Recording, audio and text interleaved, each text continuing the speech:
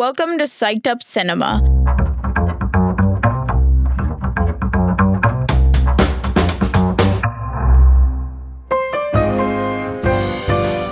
Where film and psychology meet. With my background in psychology, criminal justice, and social work, and John's background in film production, it makes for one interesting show. Join us as we combine our interests to examine psychological topics and how movies use them really well. Or really poorly. Prepare to be psyched up.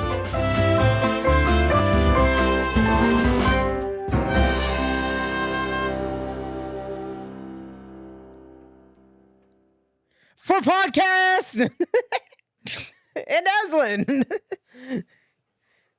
Why is Aslan an afterthought? Well, that's what he says. He says for Narnia and Aslan. I He mean, says it in that Aslan order. first, podcast second. Come on.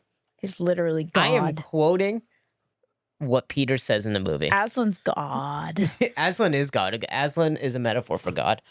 Welcome back to the show. We are here for Narnia in our wardrobe. We're recording this in our wardrobe. We crawled in the wardrobe with the microphones just bouncing audio back and forth. If you hear a screeching sound, it's because we're in too close of proximity Yeah. in the wardrobe. So yes, we're here with the Lion, the Witch, and the Wardrobe, the Narnia. Whose pick is this? It's my pick. Why'd you pick it? I think it's just such a nostalgic movie for me. I don't know if other early 2000s kids also had to read the book during elementary school, but this was one of my favorite books I had to read in elementary school, and I remember people being traumatized watching the movie, like sobbing. But as I got older and reflected upon having watched the movie, I thought about more the symbolism that I totally missed as an elementary schooler, and I think seeing the movie in a new light made me want to give it another watch, dig into it deeper. I've actually never really seen this movie. Did you read the book? No, I don't read. I'm a film major. I don't read. Bro, so. elementary school? Nope, You didn't never have a read it. choice. Never read it. Okay. Never read the book. Never seen the movie fully. It was one of those movies in the Florida public education system. The wonderful Florida public The wonderful education Florida system. publication system. Maybe that's why I read the book and you didn't. Yeah, we don't have to read in Florida, so I'm surprised they didn't make us read this because it's just an allegory for the Bible, but maybe it was too deep for them to figure that. I think it's too progressive for them. It's too progressive. The New Testament is too progressive for us. But yeah, I never really fully watched the movie. There were so many movies when I was in school. We would start to watch it and never finish it. So, for example, I saw Frozen, the beginning of it, up until I think what's the sister's name? Not Anna? Elsa, Anna. Yeah, when Anna goes to those rock people, and that was as far as we got in school. That was it. Same with Narnia. I don't remember where we ended off exactly, but we never finished it. Awesome.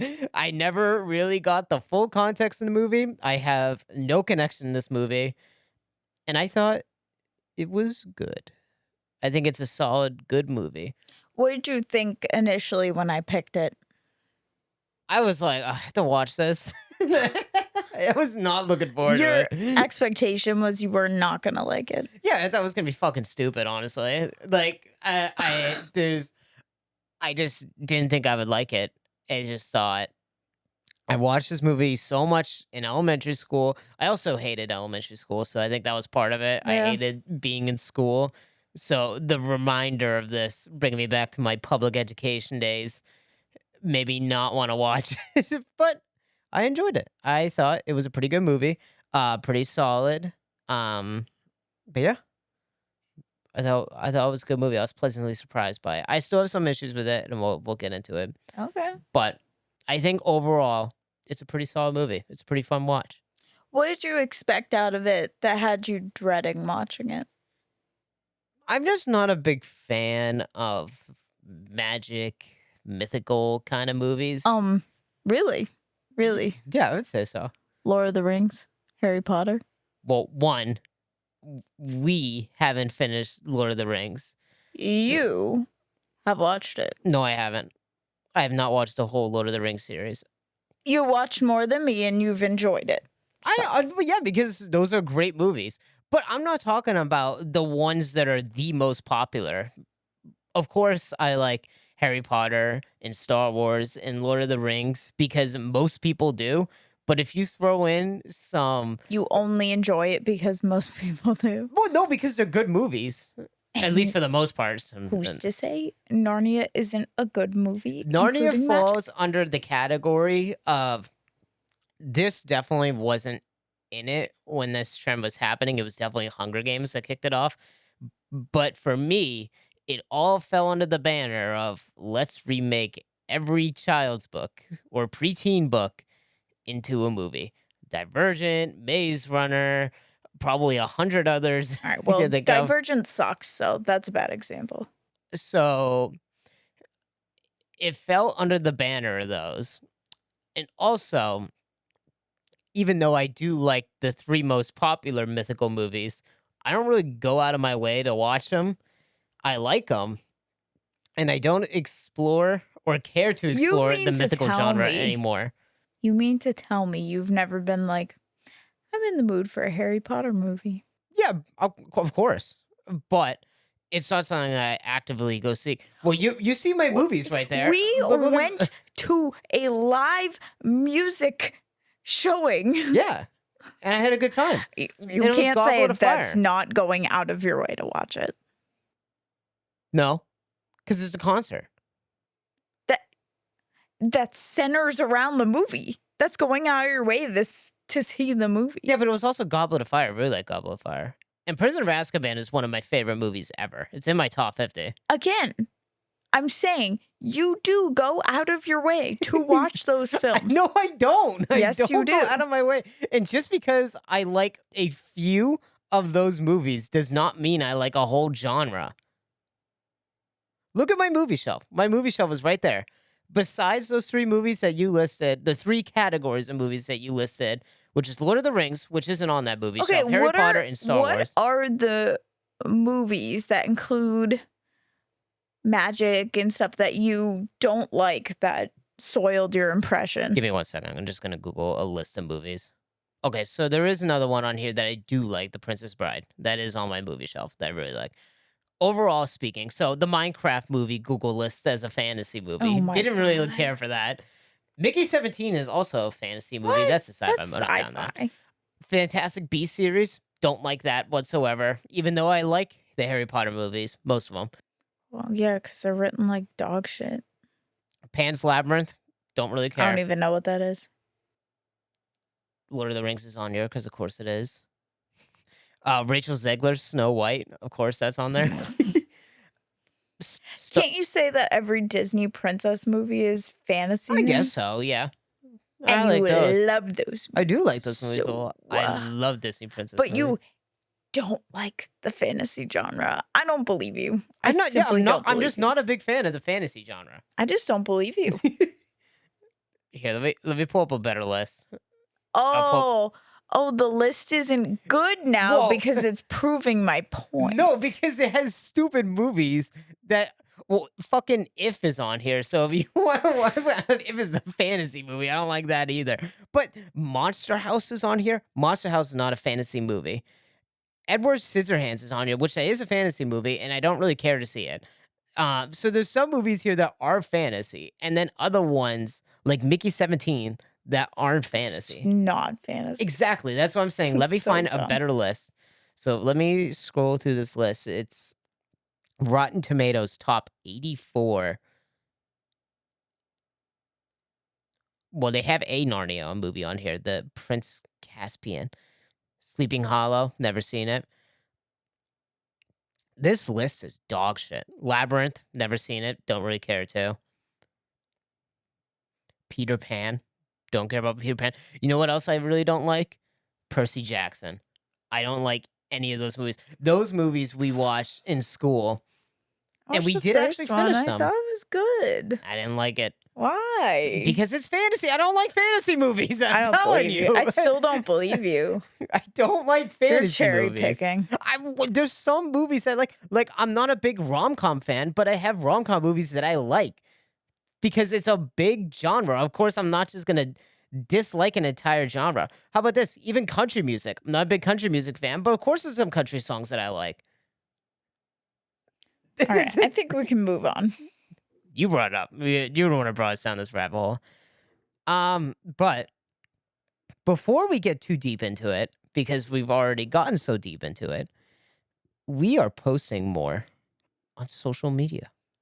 I'm your local TikTok influencer trying to grow some followers here.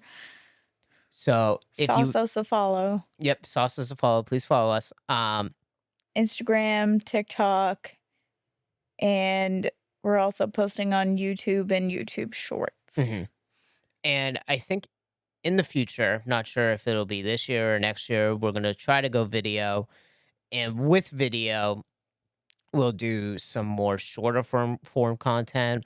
We might edit down the episodes potentially to give it like a more of a bite-sized version, more like 5-10 minutes, not an hour, not 1 minute shorts. The shorts are more so teasers for our episodes. We're thinking maybe doing 5-10 minute episodes of maybe just the psychological topic or a discussion we talk about in the movie. And in addition, maybe to have talk about movies where we wouldn't be able to get a full podcast out of it, but be able to still have a discussion about it. Like, for example, we want to cover Twister, but even though I really like Twister and we have a good topic for it, I don't really see us being able to talk about it for an hour and a half. Yeah. So it's something we really like to make maybe 10-15 minute video on. We've also talked about some short form video content where we quiz each other on stuff within our fields or we teach each other something that we don't know, stuff like that. Yeah. So we're just waiting for me to get more money. So Gotta make um sure it's in the budget. yes. So with some we would like to do, but in the meantime, we're doing our shorts. So give us a follow over there. We would greatly appreciate it. Please leave us some comments. Love to hear some Please, comments. please interact with our content. I'm begging you. Even just with these episodes, if there's something that you agree or disagree with, or even just want to have add on to the discussion that we're having, that'd be great. I would love to eventually build a community where we talk about film and psychology and how those two things apply, just like our show. But the only way we could get that is if you, the listener, leave us a comment, Please. please. Leave us some suggestions too. Exactly. Yeah, leave us some suggestions. Leave us some feedback too. Friendly feedback, please. Constructive at the very Constructive least. feedback. But yes, that is the. I also don't like this fantasy movie called Jingle Jangle: A Christmas Journey. This fuck is a that? terrible list. Hold on, I'm gonna sidetrack. Oh my ourselves again god, for a why minute. are we harping So on this? no. I'm harping on this list that Rotten We Tomatoes are made. never gonna get to the psychological So topic number if one you keep is yapping Wizard of about fantasy. Number one is Wizard of Oz. Do you want to know what the number two? This is fucking crazy. Is it Wicked? No, the number two fantasy movie rated on Rotten Tomatoes, like just purely off Rotten Tomatoes score. Do you want to guess what movie out of all Rotten Tomatoes is the second highest rated fantasy movie? I said Wicked. That was It's my not Wicked. initial thought. I don't know. I have no idea then. The 2016 live action remake of The Jungle Book. What? There's They must be calling nothing fantasy then.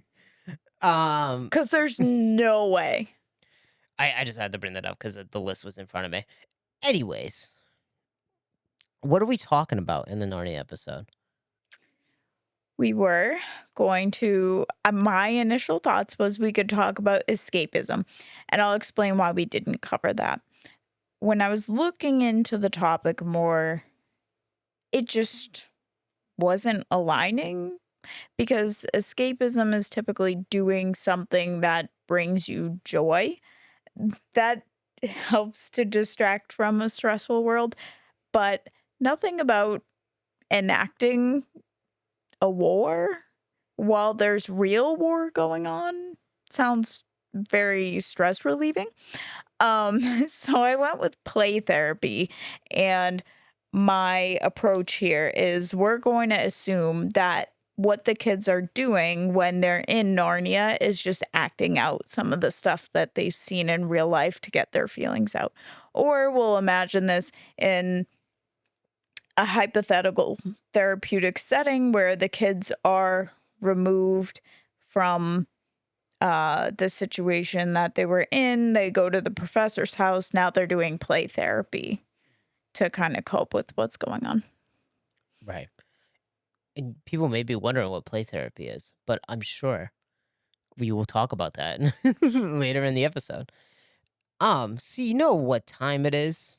Is it money time? Sort of. It's time to talk about the movie itself. So, Narnia, The Lion, the Witch, and the Wardrobe released in 2005, and it was directed by Andrew Adamson, who also directed Shrek 1 and 2, or one of the directors on Shrek, because animated movies usually have a good amount of directors. This movie did pretty good. It has a 75% on Rotten Tomatoes, and I like to use Letterboxd because it has some kind of retrospectiveness to it. It has about a 3.6 average, which is pretty solid. I think it's a pretty solid rating. To give you context, I think The Substance was like 3.8. So 3.8 not behind. Really? I Yeah, feel slow. I think it makes sense based off ratings. Anyways, you may be wondering, what is The Lion, the Witch, and the Wardrobe? Well, thankfully, I finally pulled a summary for an episode. So, the partial IMDb summary of the movie is, and I didn't read the whole thing because it was way too long. Four children from the same family. That is such a weird way to put it. That Four is children from why the couldn't they same have just family. said 4 siblings? That no, we need to pad this out. They must have had a word count. Four children from the same family have to leave their town because of the bombings of World War II. A woman and a professor take the children to their house. While playing a game of hide and seek, the youngest member of the family, Lucy, finds a wardrobe to hide it. She travels back into the wardrobe and finds a place named Narnia. Who wrote this? Travels back and back in the wardrobe finds a place named Narnia. I'm reading that correctly. I think they're meaning for it to be read like she travels back and back in the wardrobe, like to the very back of the wardrobe. But either way, it's written stupidly. Four children from the same family. How many children do you have in your same family? Leave us a I comment have below. one other children in my family. um, this movie. Do you want to guess the budget of this movie? I couldn't even give you a range. On a budget of $180 million, it made, just in the box office, $745 million. Damn. So that's just in the box office. And something you may also be They wondering. probably profited big time off of public schools. Oh fuck yeah, yeah! All the illegal screenings they did in the public schools because they didn't get permits. No, they definitely did it legally. They definitely paid for the rights. But the reason why I stressed box office is because since this is 2005, what's still big in 2005? Movie theaters. Physical media? Physical media. Physical media is still booming.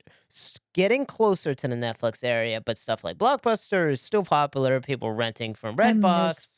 Blockbuster. Me too. Trust me too. What I RIP wouldn't Blockbuster. give to walk into a Blockbuster one more time.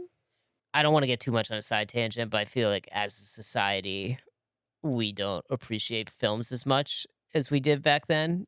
Hence why movie theaters are dropping and Well, they're so quickly pumped out now that you don't even really have time to appreciate what's in front of you before something else is Mhm. the new hot topic. Yeah, and just throw it on a streaming And I service. also feel like as a result of all this pressure to keep up with the pumping shit out really quickly, the quality in movies Mhm. has dropped.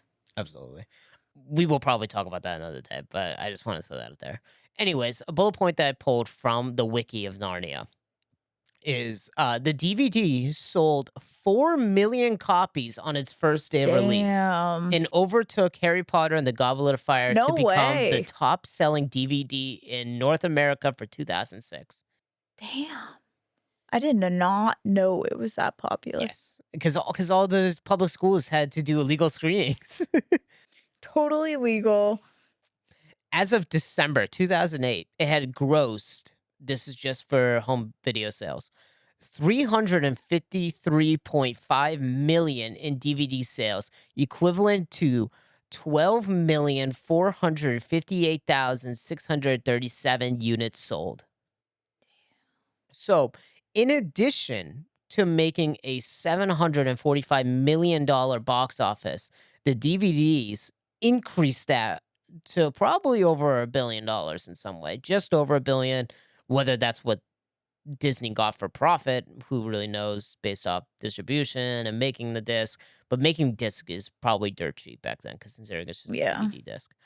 Um, but I just wanted to put that bullet point in there because partially how a good reason why movies made their money is because of this second release.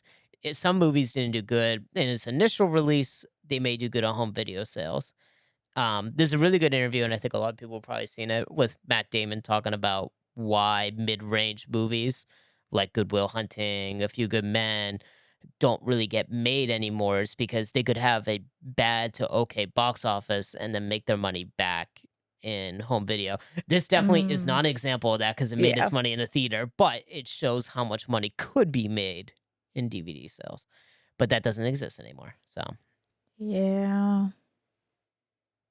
anyways, fun more topics. It won an Oscar and got nominated for two. It won an Oscar for best makeup and got nominated for best VFX and sound mixing. It looks so good. I worried when we gave it the first watch together that the visual effects were not going to hold up and it was going to look super corny and just really bad, but it looks really good. Yeah, it does. And I think we'll talk about it more in the movie, but it does look really good. Some major lore by me. You know what I love in terms of music?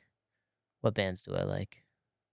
Kansas And metal music, more specifically, new metal.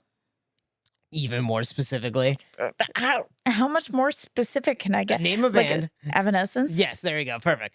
So, major Evanescence lore, one of my favorite Okay. bands. So, there's a song that they made, and it's a single song, was not put on an album, as far as I'm aware, called Together Again.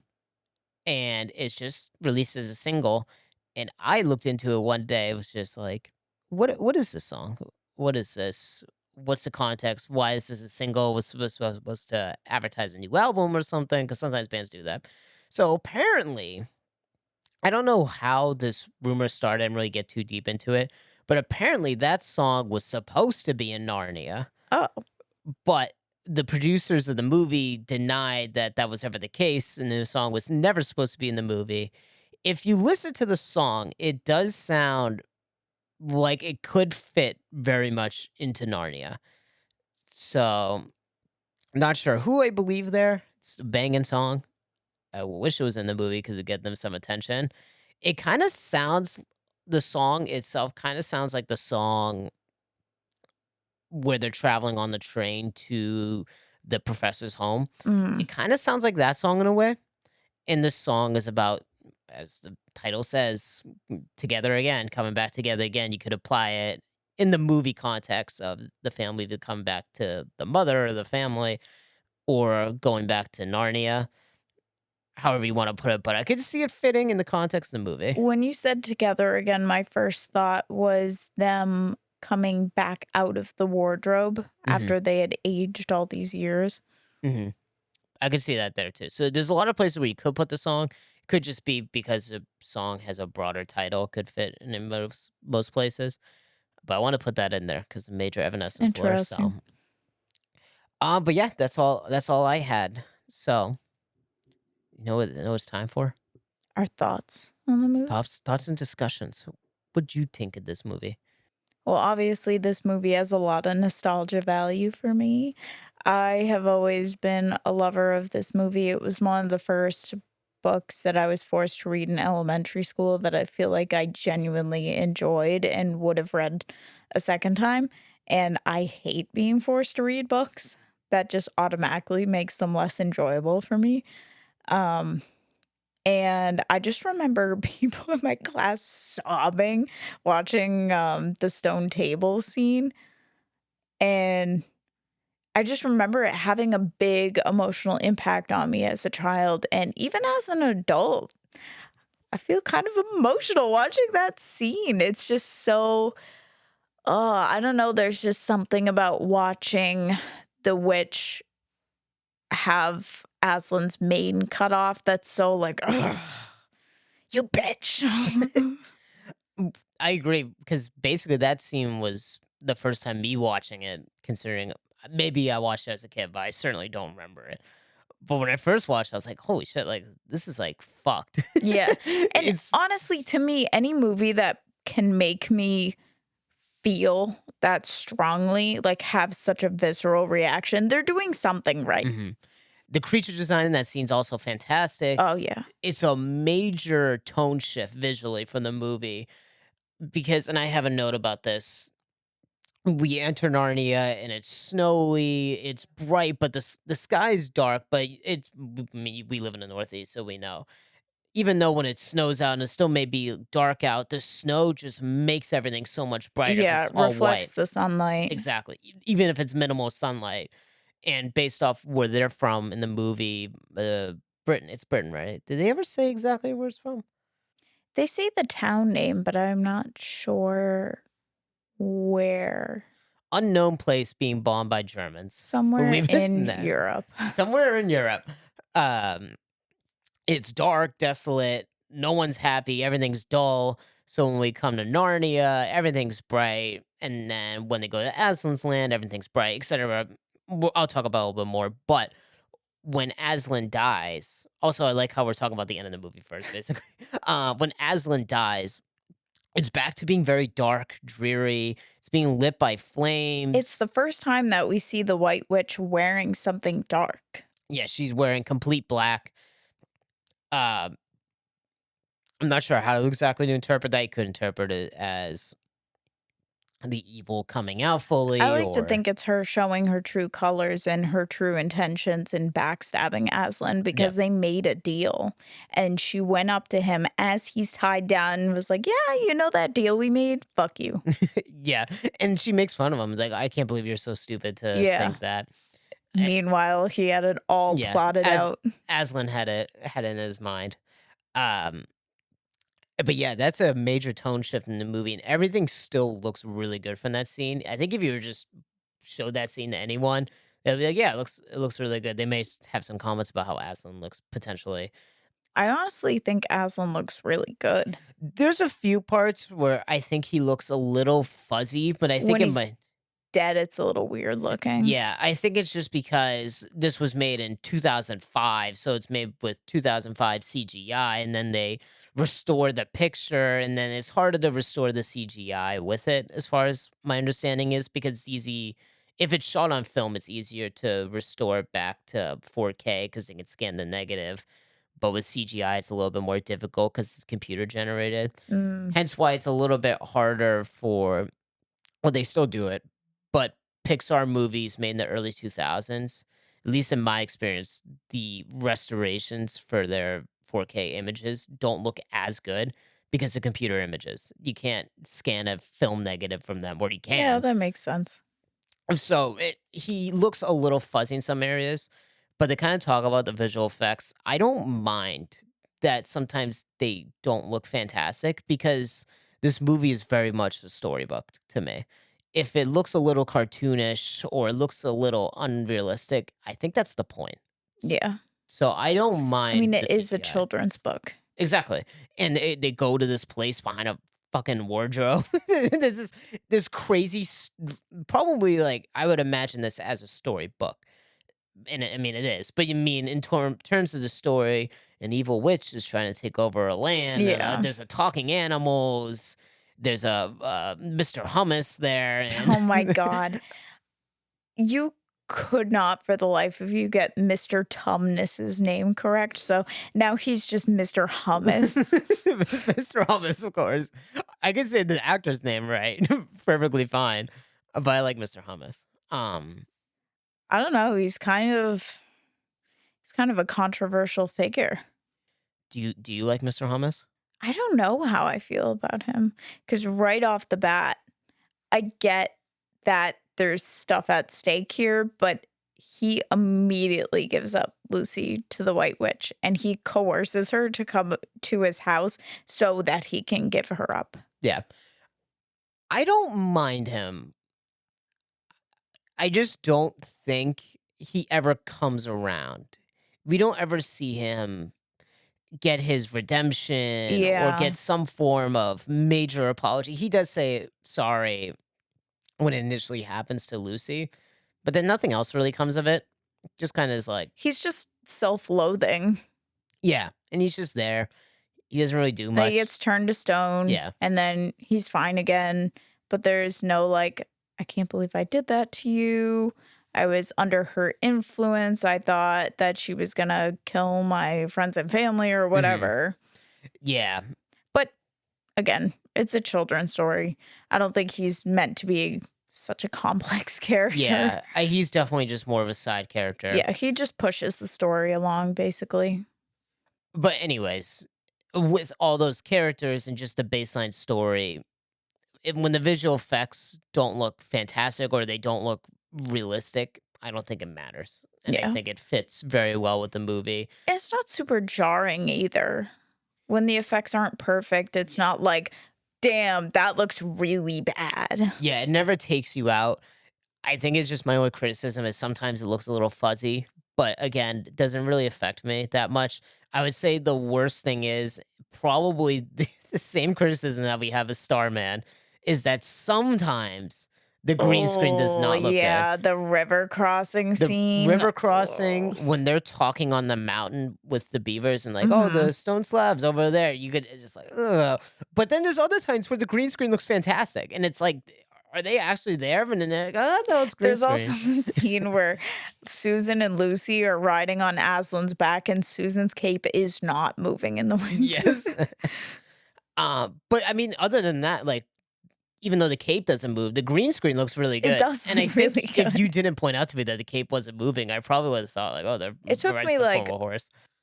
3 watches to realize that. And also, I really like how they mix between practical effects and the visual effects.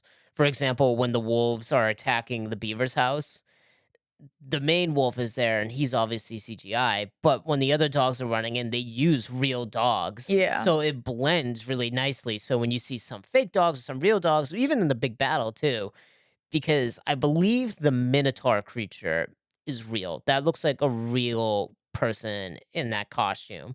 Yeah. But when you put that Minotaur and the ogre and other things and you blend it well with the CGI And there's, like, creatures. those CGI cheetahs Yeah. and And even the CGI polar bears that pull the carriage, which that's sick as fuck. Let me just say, getting in a chariot pulled by 2 polar bears is probably the hardest thing you can do. it's so tough. And also then she's wearing Aslan's mane and stuff right under What that. a fuck you to Narnia to wear their leader's skin as her costume. Also, can we talk about the turnaround time to have that costume ready for war?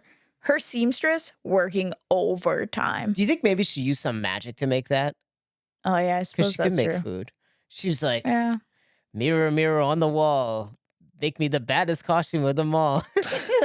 Make me the baddest bitch of all. Speaking of the evil witch, Tilda Swinton does a really great job playing her because Mr. Hummus, when we first meet him, he talks about the evil witch a little bit. Doesn't really think that meetings more so talk about what are we? What is Narnia? Yeah. And he Sets the mentions the scene. witch. Yeah. He mentions the witch. Sets us up for the main conflict.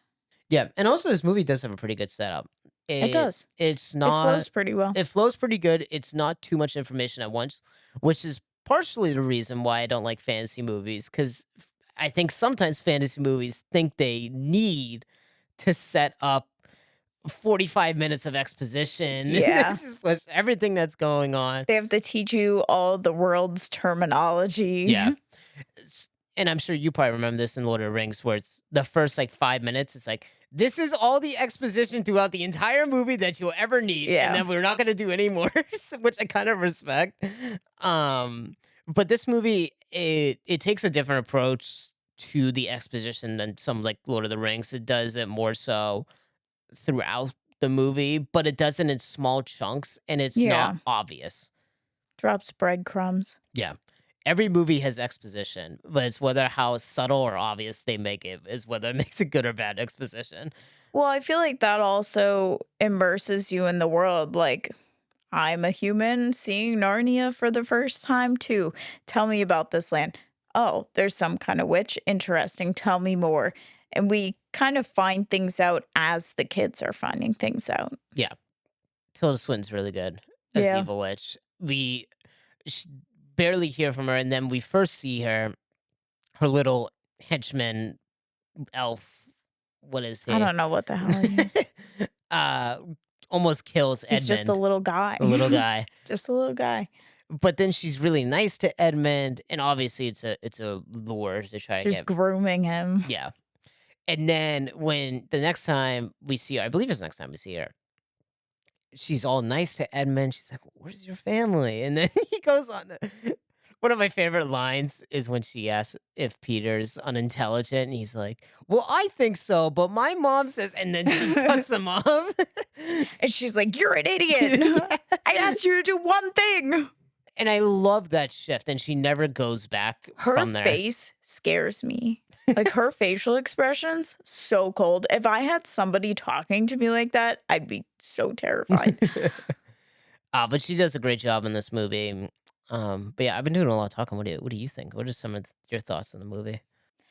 I think that one of the things that makes this movie so charming is it's both a simple story of a fantasy world at war and something that you can dive deeper into and interpret through an adult's point of view and see it as the symbolism that I think it was intended to be. Hmm. I agree with that. I do have a couple issues with the movie, and they all kind of center around the children. I don't think there's anything wrong with their performances. You hate Susan, just say it. Susan has zero character, but also the other kids' characters aren't fantastic. Peter is definitely the best. Edmund's fine. Lucy, I would probably rank them as Peter, Lucy, Edmund, Susan. Because Lucy, she is just a little kid. She does discover Narnia. She does push the other. She's curious, she's naive. They kind of set those things up. She is looking to have fun, but she's also kind of scared. Mhm. Um, I honestly, I don't think she's naive at all. I think she thinks she's pretty smart. Yeah, I would. She's definitely well, curious. I I think mean, Edmund's way more naive. yes, definitely.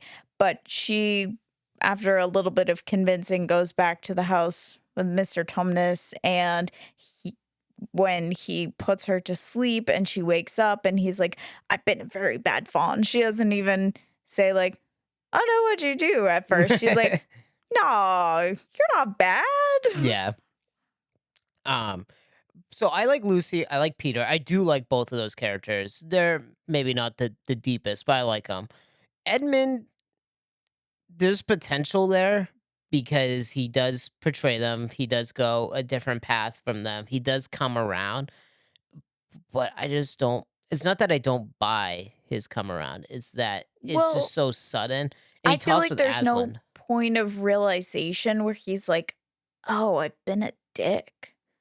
Yeah, he kind of has it when the fox dies, Yeah. but I don't know. He tries to save the fox, and that's a little interesting scene. But other than that, he I doesn't really think do much. that's the first time that he realizes that his actions have consequences and implications on other beings besides himself. Um, but that doesn't really justify the or set up the change that he made. Yeah. And he talks with Aslan, and then Aslan comes back, he's like, "We don't need to talk about it anymore." It's like, "But why? But why? I think we Yeah, should talk about it." that's true. Please. He never really gets to go back to his siblings and be like, "Damn, I was an asshole. I almost got us all killed. That was really bad, guys." Yeah, he just doesn't have that moment, He's and so hateable too. yeah, he is kind of a brat, but I All do like he the actor that cares plays about him, is though. his damn Turkish delight in the beginning. He's like, I love that. Can I have more sweets, Mm, please? Now that I'm in the castle, can I have some Turkish delights, I'm please? hungry." I love that. He comes back without his family. She yells at him, and then he's like, "But can I have my Turkish delights, please?" And then she throws him in the prison cell. I do think that makes him more of an interesting character. The fact that he's put in this situation, he's still putting himself first. Oh yeah. It just goes to show how egocentric he is at that point. But also, that's a childhood thing anyway. All children, younger children especially, struggle with understanding that other people feel and think differently than they do, and that they are not the center of the universe. Yeah. That's why I say he has potential, but they never fully commit. He Yeah. could have the biggest character arc out of all of them, but they never finish. And let's talk about Susan's character arc. There is none. She has zero character, none.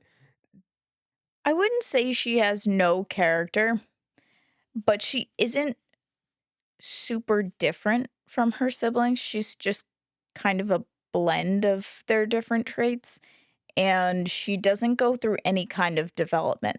Like, Peter becomes brave, Edmund figures out that he's a dickhead, Lucy um becomes more brave as well, but also explores her drive to protect others. Mhm.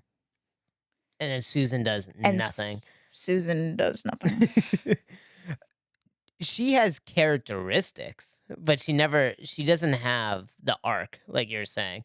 She comes in as, and I think you mentioned this when we're watching the movie, the straight man, like what's going on? Straight man.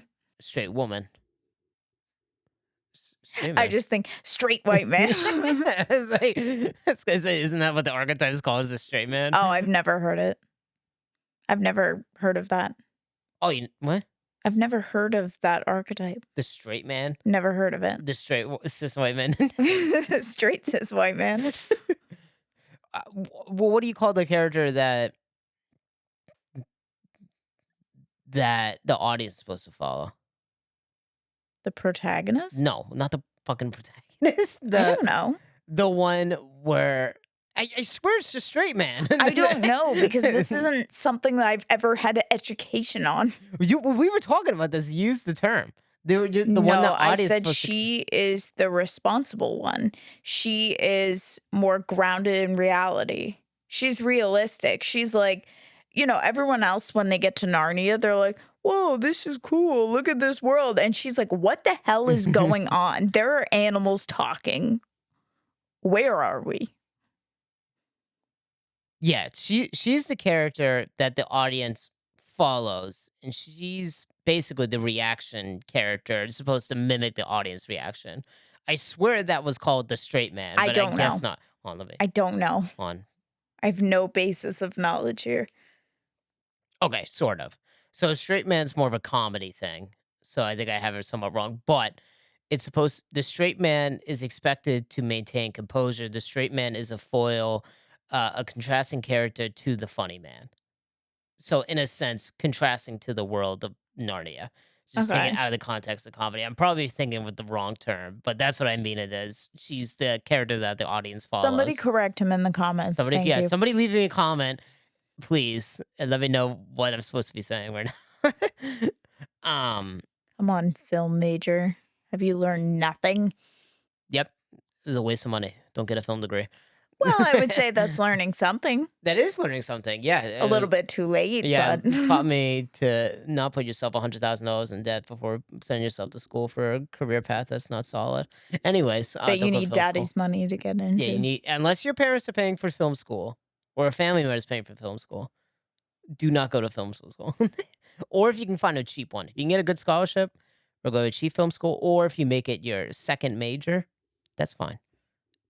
Don't get a Just film degree. remember, at the end, we all get the same kind of piece of paper. Yep, we all get the same piece of paper.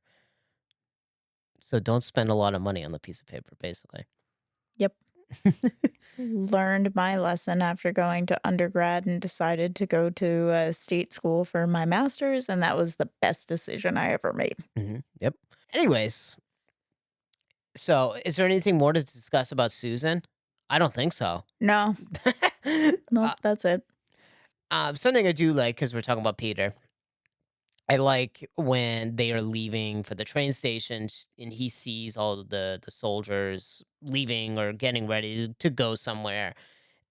And it's one of those moments of visual storytelling where you can interpret it as he wants to be with them, Yeah, but can't. he's looking kind of longingly at all these guys going off to war. And my own interpretation of what his internal monologue would be is I wish I was brave enough to do that or old enough to do that. Or I wish I could fight for my country or whatever. Yeah. Or you could also interpret it as he misses his father too, because his father Yeah. is also in the war. That's what they said. Whether or not he's dead, I don't think they ever answer. Uh, I don't think they know at that point either. I don't think so. I think they know he's out fighting, just don't Yeah. know exactly what's going on. But yeah, I think you could interpret it in those two ways, and I do like that moment. And I honestly wish the movie had a little bit more of those Yeah. moments because I think it starts off really strong in terms of doing things like that, and then once they hit Narnia, just like, all right, it's just like this is Narnia. Sets up Peter's character really well. Like his first interaction is dragging Edmund out of the house and into the bomb shelter. And then when he gets in there, he's like, "You're so selfish. You could have gotten all of us killed." He's immediately trying to be the replacement dad figure. And then you see the scene at the train station where he's looking at all those soldiers. So Peter, right off the bat, gets all this character development that the rest of them, not so much. Yeah, I it's mean, you get that Edmund is impulsive and doesn't make the greatest decisions, but that's about it. right. And I think really the only other times they do things like that is when I mentioned when it opens up very dark, dreary area, wherever they are, undisclosed place in Europe. Um, it is bright and sunny when they're on the train. That is about the other moment, but for the most part, it's pretty dull there. But when Lucy goes into Narnia, it's snowing. It's bright there, and the first thing she sees is that lamppost, which is that warm color tone, usually associated with calm and stuff. And then she goes to Mr. Hummus's house, and then they travel and stuff like that. But the entrance to Narnia is so different from the real world. It's basically just a pure juxtaposition. Off topic, can we talk about the fact that Santa Claus comes to Narnia? It gives children weapons. Yep, gives children weapons. I wish he had like an AK-47 or something That like would that, have or been some cool form as of fuck. weapon. It's so tough. Uh, And for you, Lucy, a bottle of poison. yeah, and then he gives Susan a bow and arrow, and then she shoots people Yep. because that's her character. Mhm. Shoots people with a bow and arrow. She's the bow and arrow girl.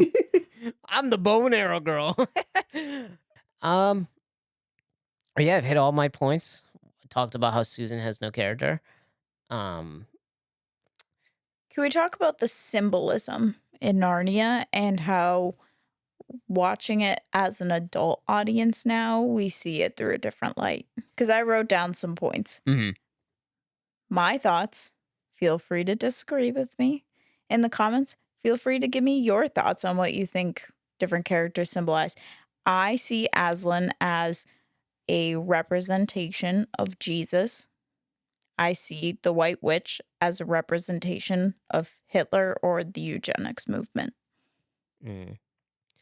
Now, something we should clarify about Aslan being Jesus or that symbolism is that the author of the original Narnia book heavily said that this is based off religion, especially Christianity. So, I mean, he literally dies for Edmund's sins. yeah, and then He comes back. dies on behalf of Edmund. He makes a deal to die for Edmund's betrayal of his siblings, and then he's resurrected. In and then when he comes back, it's a pure Uh-huh. sunlight background. He's lit up. He does that big roar. He's like, "I'm back, He bitches." forgives Edmund for his sins in confession, basically. I didn't even think about that. Also, he's there when he's needed. I thought that's kinda interesting. He just kind of comes and goes as he's needed. Mhm. As for the White Witch, some of the things I wrote down were she twists the words of the old magic to fit her agenda. I like to think about how people twist words in the Bible to justify doing horrible things like the eugenics movement, like being a Nazi and Hating gay people. hating gay people, and just using any kind of religious justification to be a dick. Yep. And Aslan, what was that quote? He was like, "Don't tell me the words of, Don't tell me I was there when it was written. I forget don't exactly tell what. me the words of the old magic. I was there when it was written," or something like that. Yeah. Basically, because the White Witch twisted the words of the Narnia version of the Bible, I guess, she ends up getting fucked in the end and looking like a dumbass. Yeah. She also feels entitled to kill whoever she deems a traitor. So she's like, Edmund is mine now because he betrayed his siblings. That makes him mine and I can kill him. Also, what law is that? Who wrote that rule? I'd love to know Any that traitor myself. goes to the Snow Witch. The end. Yeah. Seriously, who wrote that? But when she said that, I immediately connected that with, well, um, anti Semitic people viewed Jewish people as responsible for World War One, and viewed them as betraying Germany. So it's totally okay to kill them because they betrayed us. Yeah. And it wasn't just Jewish people that Germany also considered to be traitors. Well, basically anyone that they Correct. killed in concentration camps Yeah. was considered a traitor against the Anyone who country. was gay, anyone who was disabled or viewed as lesser than in some kind of way, any label that they didn't like, off to the Yeah. concentration camps. Yeah. Um, the last point I have here is that she uses fear tactics to convince people to fight on her side of the war. I think a big chunk of her army is there because they feel like they have to be, not because they want to be. And I think Mr. Tumnus is a good example of that. He initially does what is asked of him, and then afterwards he's like, wait, but why did I do that? There's also some paranoia with Mr. Tumnus, where he's saying even some of the trees are the Snow Queen's allies. He's so paranoid that he's Yeah. being watched and of her allies and him being seen as a traitor. Where I think that also comes into play as well. The what you could view as his societal norms or his societal norms to uphold the Snow Queen's Or even rules. just the fear of repercussions if he's caught not upholding things, like the people that hid and protected those who were persecuted by the Nazis also faced death. Yeah. So he could be worried about being killed for protecting Lucy. Yeah, and I mean, that's a pretty valid concern for him. Yeah, totally. Um, but yeah, was that all the symbols? Yeah. Is it time to talk about play therapy? I think it is. Hey, I'm gonna get Yay! my coloring book while you talk about this. So I'm going to start with a definition that comes from firstwitness.org of what is play therapy. Play therapy is one of the many forms of therapy offered for children who are suffering with severe trauma and post traumatic stress disorder. Thank you for that, Harry. Every child reacts to trauma differently. However, play therapy has been proven to significantly help children talk about or reenact their trauma in an effective, calm way through the use of toys, drawings, video games, and more. Children between the ages of 3 and 12 are the target range for play therapy, but it can also be used with older children or adults with cognitive impairments. And I think now it's also being used more often with adults because adults can benefit from playing too, and not every adult wants to directly talk about what they've been through. Could a adult's version of play therapy be gambling or DraftKings? Yeah, that's play, all right. I would say that's more escapism in a maladaptive way. Yeah, in a bad way. And more specifically, I want to hone in on storytelling within play therapy. And I pulled a more specific definition for that off of therapist.com. Storytelling in play therapy involves telling a story that relates to the child's situation. The therapist may tell a story or encourage the child to create their own. Through storytelling, children can explore their emotions, develop problem solving skills, and gain new perspectives. The therapist may use props, puppets, or other tools to enhance the storytelling experience. And I would say that through Narnia, every single one of the kids learned something. Yeah, except Susan. Susan just got older. Yeah, Susan got older, and She she got a learned how bow to and ride a arrow. horse, and she got bow and arrow. She saw Santa. She did see Santa, but you know what? Edmund didn't see Santa, so That's a good point. that's his. He got He cold. got cold. Oh He no. got iced. He got iced by Santa He got Claus. iced by That's so Santa mean.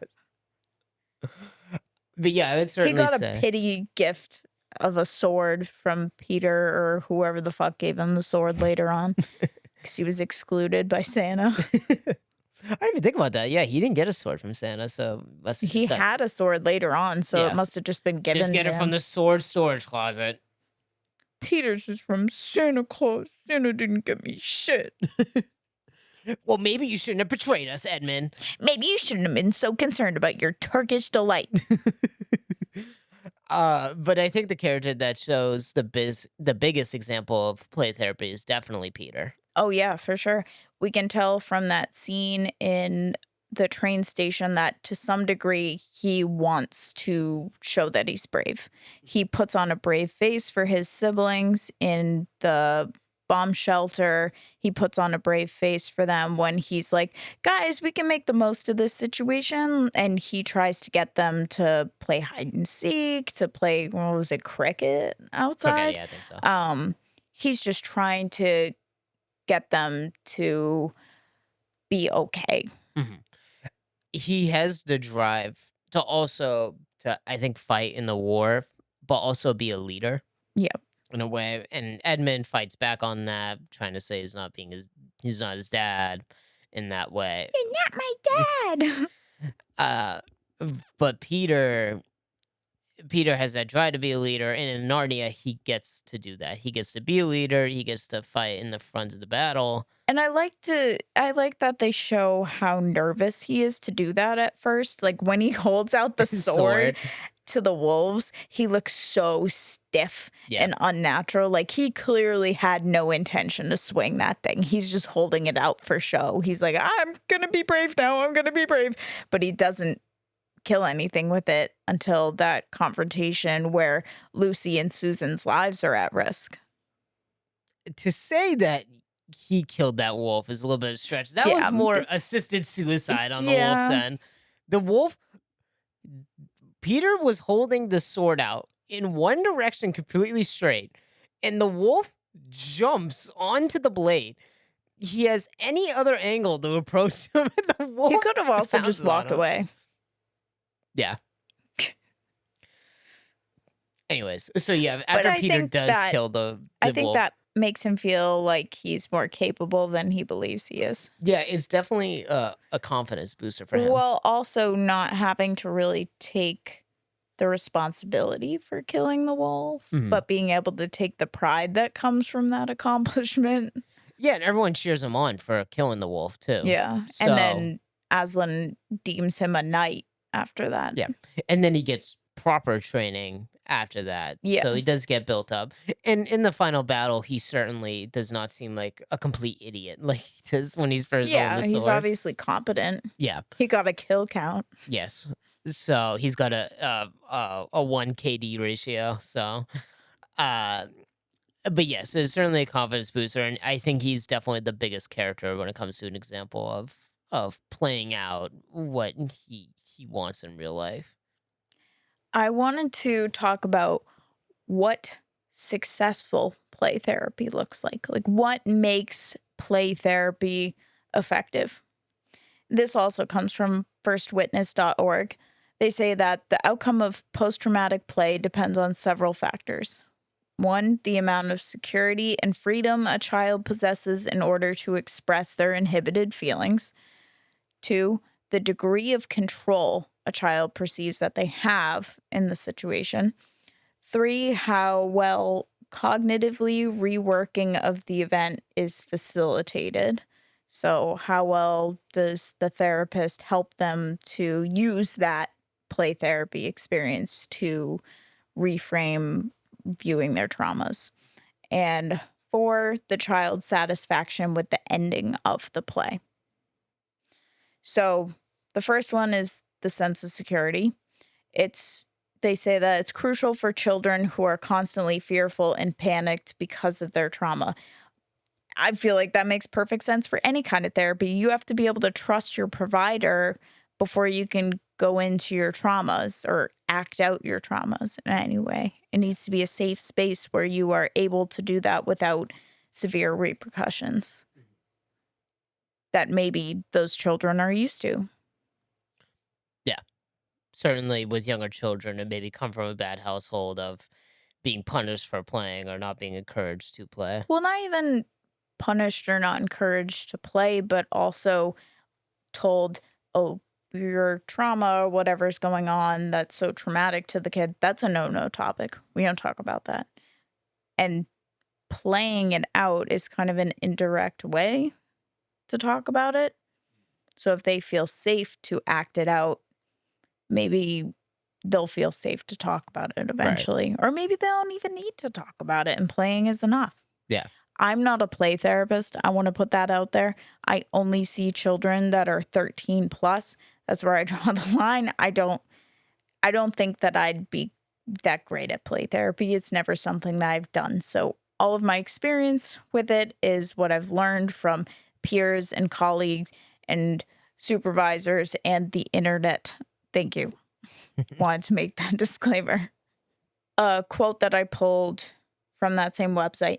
The fantasy aspect in play allows children to change the story so that they're in control of their trauma, which can empower them to overcome their feelings of distress and helplessness. Often in traumatic situations, children feel really helpless because what are the Pevensey children to do about stopping the war? But in Narnia, they have stakes in it. They are able to fight. And they're one of a kind as well. The sons of Adam, Yeah, daughters so of the Eve. whole story is centered around them. Yeah. It's very play therapy esque. Like they are the heroes in the story and they get to actually have influence and power over a situation where in reality, what are they to do besides sit around and wait for the war to end? Right. Yeah. Um, the second part of successful play therapy is the degree of control a child perceives. So the website says children who feel in control over themselves are shown to be better at working through and understanding their traumas, as well as dealing with potentially triggering situations in the future. I kind of think of Edmund for this. He doesn't really have control over his emotions. So he really struggles to engage in the world of Narnia. Yeah, and he struggles to engage in his normal world too. Yeah. Well, he thinks everything's stupid. Narnia is stupid. He doesn't want to do anything. He's always making excuses like, this is childish. This is dumb. I don't want to do this. And I even think back to when he rejects Lucy, saying that, "Oh, Narnia is not real. I was just playing along." I think he was put, at least the way I interpret it, he was put in a position where he wasn't believed automatically. And he was just like, "I'm just joking. It didn't happen." Just Yeah. like pushes back immediately. Yeah. He just wants to be liked. He wants to be seen as mature, even though he's not. And he's not quite at the point where he's willing to look at himself in the mirror, which Yeah. I'll give him some grace. He's a child growing up in really tough circumstances, but he is a little bit of a dickhead. Yeah, absolutely. Another quote from the website: symbolic play can be more effective at reducing children's traumatic memories compared to a purely verbal approach. So, being able to symbolize the White Witch and Aslan as um, things that they're dealing with in their actual lives. Who knows if they're religiously affiliated, but I imagine religion in some way is in part of their world. It is probably a big influence. Um, and obviously Hitler, big figure at the time, big influence in their lives. And being able to conceptualize those things in a more tangible way that they have more influence and interaction with might make it easier to cope with and figure out how they want to deal with it than if they were like asked by a therapist in talk verbal therapy, what do you think about what's going on with the war right now? Like, that's a big question Yeah. for a kid. But if they can say, I would fight the White Witch, that's so much easier for a kid to say that. I want to fight the evil person than, what do you think about Hitler? I wanted to join Aslan in his church. I hope he becomes resurrected. I hope on the third day he gets resurrected, He's and then really and then cool. an Easter bunny takes over the holiday. He's really cool for dying for our sins. Thank you, Aslan. But no, I mean that definitely makes sense. Rather than asking from a therapist perspective, a loaded question that a child may not be able to answer fully in words, and adjust that meaning or symbol to something that the child can understand and put Yeah. it in a more digestible way for the child. Yeah. And acting out a war where they are actively part of it is so much easier for them to do than think about how they feel about a war that they're completely disconnected from the actual war part of it. They Yeah, just see the consequences of it, but they're not actually involved in the fighting, which makes it harder for them to understand. They don't have that firsthand yeah. experience that Narnia gives them. The only fighting thing that they have a connection to besides being part of being bombed on is their father fighting in Yeah. the war. But other than that, they besides the area being bombed, they don't have much connection in terms of fighting in the war besides the Yeah. father. They see the consequences of it. They don't get to see a lot of the firsthand stuff. Yeah.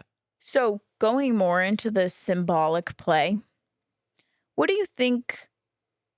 I'm going to quiz you here. Oh no. So, I'm going to give you some examples of behaviors that a kid might show in play therapy, and they have different implied meanings to therapists. I want you to tell me what you think that meaning of that kid's behavior is.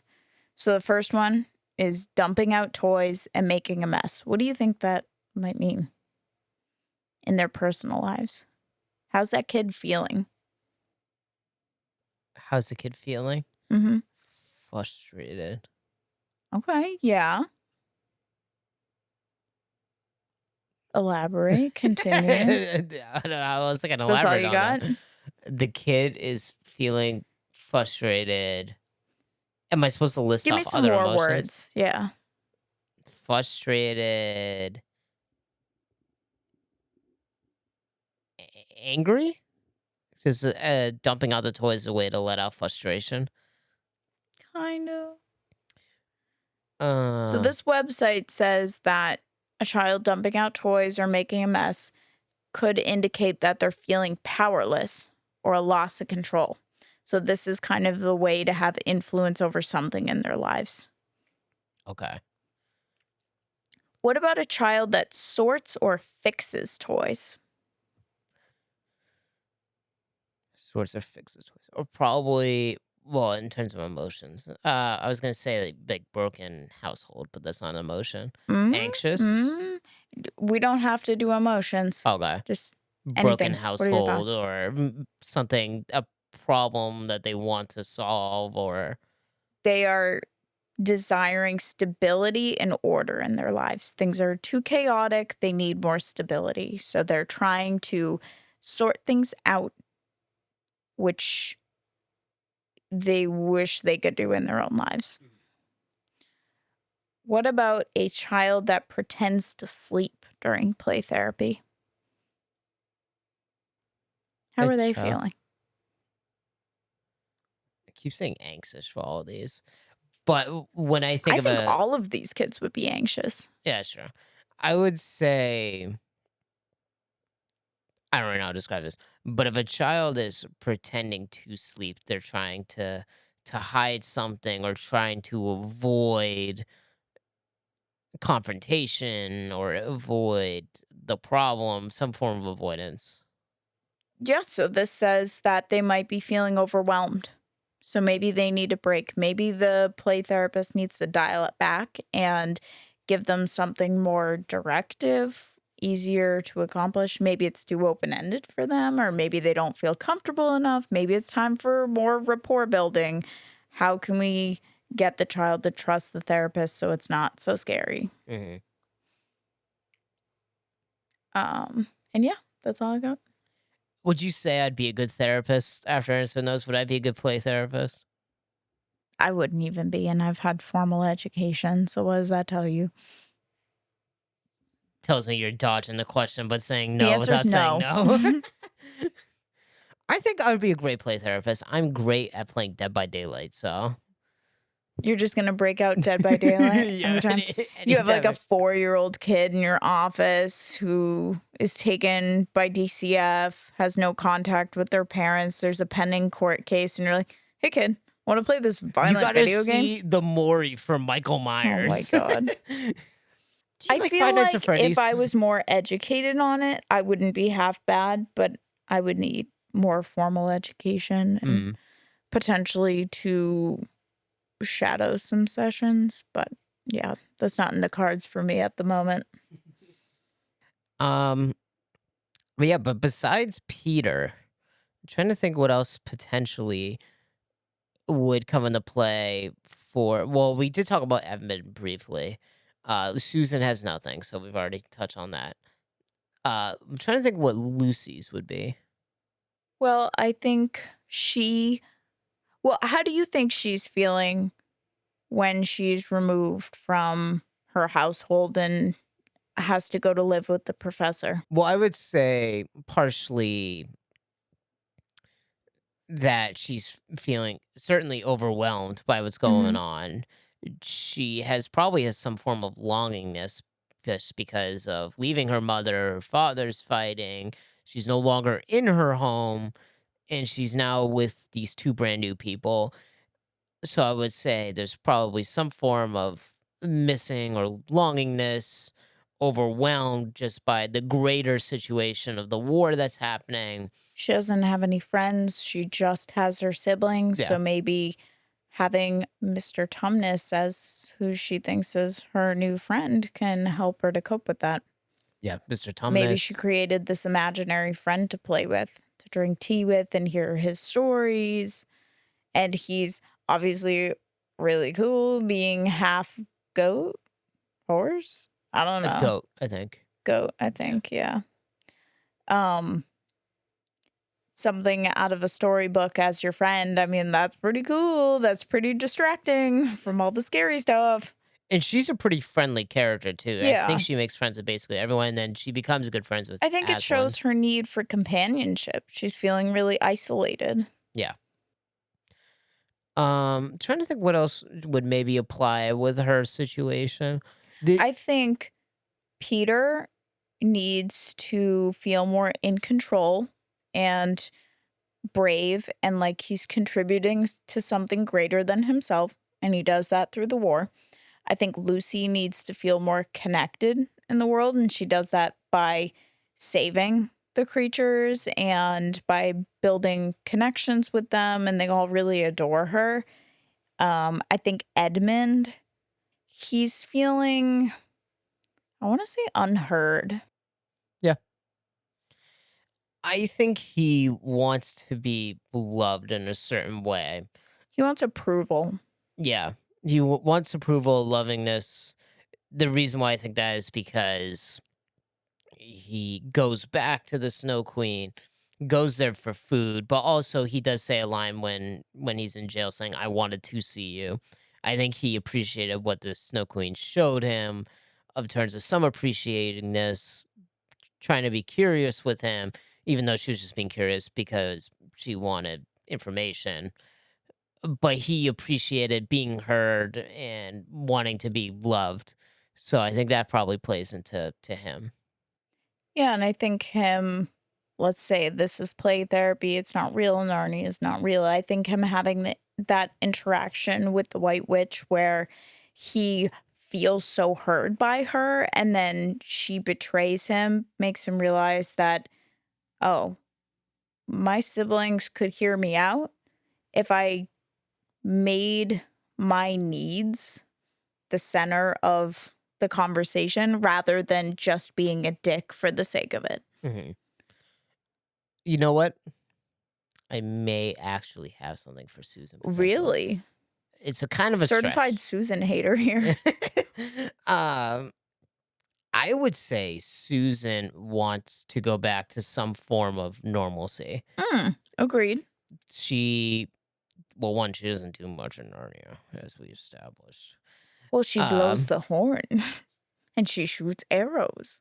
but when she goes back to Narnia, she is curious about it. And then during the Beaver home, I forget what exactly the context was, but she was saying, We need to go back home." And I think that would kind of show the normalcy to it. She wants to go back to where it's safe, where she's comfortable, where she's familiar with everything.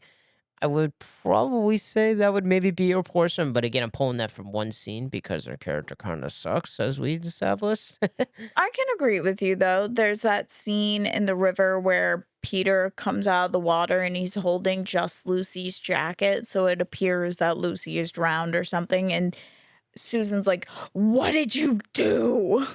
Yeah, and then I think she says, I told you we should have gone back. Yeah.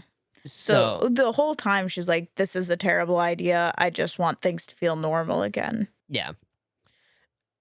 Yeah, so I'd probably say that was Susan's, I guess. Yeah. How would you say she accomplishes getting that feeling of normalcy back?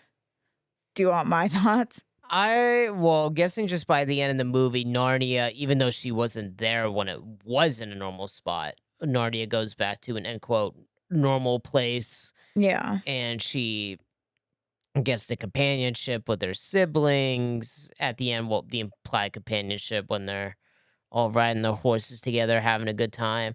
I would say for her, that peaceful time that we see in Narnia is her going back to normalcy. She's back with her siblings. There's no major threat. There's no Nazis. So I would probably say that. I would say that her taking part in the war when she was so against being involved in this conflict is her confronting the fact that things are not normal and she needs to come to terms with that. She needs to realize that everything going on is not normal and she can't just be in denial of it. She can't just avoid it. And then she becomes part of the war efforts. And because she took part in that, the conflict was able to be resolved. Whereas if she had just grabbed her siblings and went home, what would they have gotten out of that?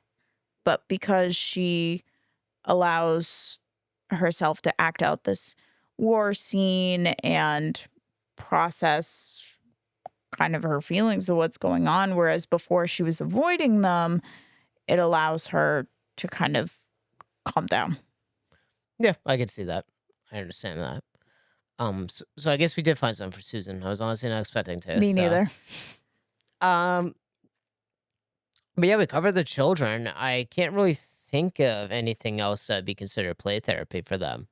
Should we talk about the professor character and the fact that it's implied that he's been to Narnia? He's kind of an interesting character. I like him. Do you I like do him? too. What do you think of the McCready? Such a bizarre character because what is her relation to the professor? Why does she act like he's this scary guy when it's actually her that's scary? I think she's just her housekeeper, his housekeeper. Yeah, I guess so. But why is she also the one that picks up the children? Also, how did they get set up with this? How did the children get set up with this arrangement? Are these just people that signed up to take in children? I think Are they that's all getting it a is. stipend? I think it's just people trying to take refuge or having refugees come to their homes for a little bit, just based off of the tags that they're wearing. There's this one moment where Lucy looks out at the train station and another child gets picked up, and it looks like the person picking them up is mad, basically, or disappointed in the child they got. Not exactly sure about it, but I think it's just an arrangement of just get our children out of this war torn area. I think going back to the professor character, it's really interesting how when he hears Peter and Susan talk about how Lucy discovered a world in the back of the wardrobe, he's like, "Oh, why do you think that's not real?" Hmm. And his interaction with Lucy when he catches her trying to go back into the wardrobe was really interesting too, where he says, it'll be there, but when you're not looking for Yeah. it. I'm not a super religious person, but I do really like that message because it's very implied for miracles. Miracles don't happen when you're looking for them, but they come when you don't expect it, or they come when you're not looking for it.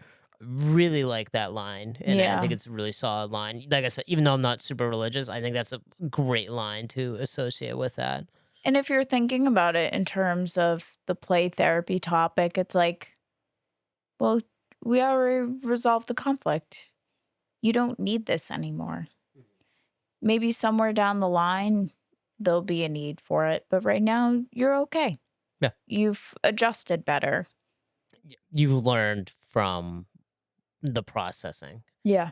process through it, and maybe you'll come back to it at a certain point. Yeah, I But see like that. they've accomplished their goal. They won the war. They were able to see peace in Narnia and get that look at what a peaceful life looks like again after God knows how long they've been living through the war up to that point. Like there's hope restored. Yeah, yeah, I agree with that. So I took it as the interpretation of miracles, but yeah, because I think we look so much into the religion aspect of it that I just took Yeah. it as Well, it that. makes sense. Yeah. Yeah. But when you look at it from that play therapy perspective, I can definitely see that where you've gotten your message or the meaningfulness out of play therapy that you can move on. I also just really like the professor because he sees Lucy so easily dismissed by her siblings, and he's willing to just sit with her as she has these big, overwhelming feelings, and she sobs into his coat or Hmm. his nightgown, whatever the fuck he's wearing, his robe. I don't know. She sobs into this man, and he just gives her space to have those feelings. Yeah. And I think Lucy hasn't really had the space for those feelings because Edmund thinks she's stupid and childish. Peter just wants to distract from the sadness. He wants everyone to cheer up. He wants to find ways to make the most of the situation. And I mean, Susan is just, she's avoiding dealing with it. Yeah. So there's not really any space for Lucy to have those feelings. but the professor allows her to talk about this fantasy world and to have those big feelings and process them in the real world Yeah. Yeah, the other sibling, the other 3 children in the same family as we talked about in the storyline. as I they go back and back in the wardrobe. Let's go back and back in the wardrobe. Uh, yeah, they don't really seem to, not that I'm saying they're bad people, they don't seem to care too much about her feelings, the deeper part of her feelings, and I think it's partly because they're all going through the same thing right now. So, but that professor is that character, it's the outside character who allows for Lucy to have those feelings. And it's hard to hold space for other people's feelings when your own internal experience is so chaotic and you can't even tease out how you're feeling in the moment, Right.